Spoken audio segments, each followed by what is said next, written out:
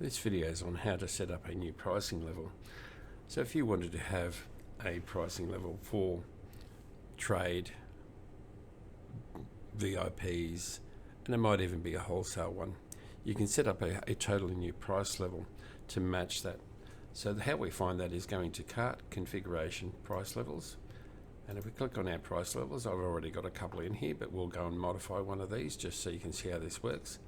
So in a wholesale situation, we'll go and modify this one. But you can also add them in from fresh as well. So in this one here, I'm going to call it that it's going to be a wholesale price and it's coming off my public pricing. But you can go the other way. You can say, okay, I want this off my cost pricing, and you want to then mark it up by whatever percentage. So, and you can see here it says default markup is by a percentage. So you might go, okay, it's 15% above cost as being my wholesale price. And you can also make it so it shows the full price as well, so they can see what sort of discount they're truly getting, or you can just leave that out. So if you were doing a wholesale price from your retail price, you would then go to public pricing, and here it actually says you mark down, mark up. So in this particular case, we do want to mark down, and you might say, okay, well, I want 20% off my public pricing. Assuming you have more than 20% in there, most people have 35 or up to 40% and even 50% markup on their prices for retail. So it gives you a bit of wriggle room as far as coming down in price. Again, you can tell it to show the full pricing or not. That depends on yourselves. Most people will show the differences just so people can see that they're actually getting their pricing as a different price. So, but you can set up any type of pricing here. So if you did a VIP one, you might give them 5% off public pricing. So it might be something like this. So once you've actually set that up, so I'll set a different one up. So I'll just go into my price levels again. And I already have a VIP one in here, which I'll go and do.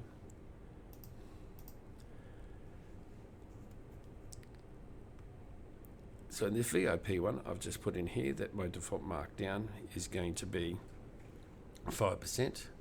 Now I can show my pricing, save and exit.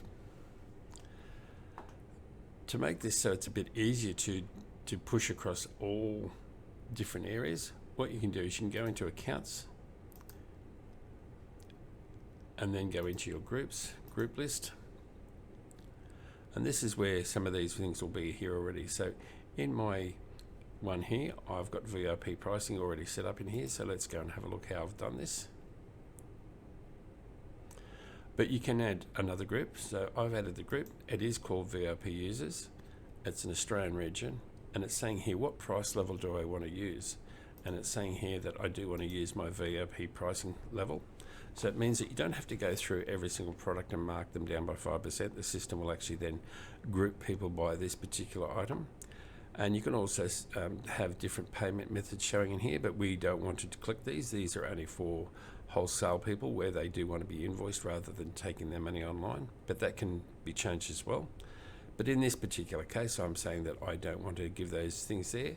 If I'm a VIP, I might also force them into a minimum sale. So if they're going to get 5%, I might say that, we want to have a minimum spend of $50.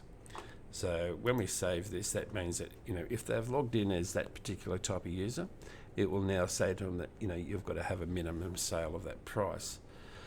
So under accounts, let's go into our accounts. So say for instance, I had this particular person here. So let's go in. These are all obviously made up people for our demonstration. So in here, I just say he's a VIP user.